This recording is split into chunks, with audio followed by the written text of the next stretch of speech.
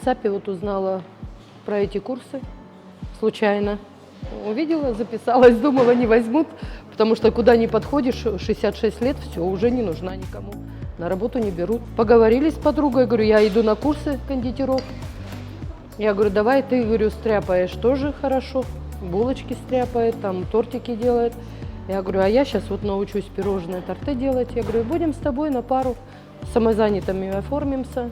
Я говорю, откроем свою свежая домашняя выпечка. Я говорю, будем людей баловать.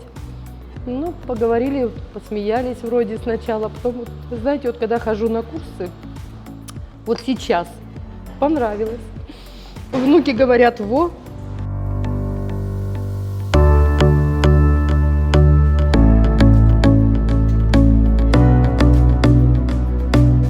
У нас обучение 1 месяц. Мы обучаем блочно, то есть включаются стрижка и укладка, окрашивание, химическая завивка и искусство прически.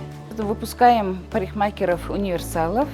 За месяц, конечно, мы даем только базовые знания, да, классические понятия парикмахерского искусства, но в то же время мы все равно внимание уделяем современным технологиям по парикмахерскому искусству.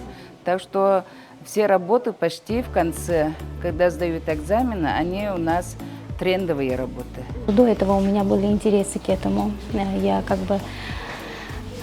У меня была работа, ну, чтобы идти на повышение, как парикмахер, он не всегда остается как раньше, он всегда идет на повышение, он всегда учимся постоянно, да? Вот. И интересы, конечно, чтобы идти дальше в этом сфере. Конечно, хорошо, это шанс людям, которые на самом деле нуждаются в этом сфере, у кого-то безработные, кто-то финансовые затруднения, да, финансовые. Вот это очень даже благодарность в этом сфере, да.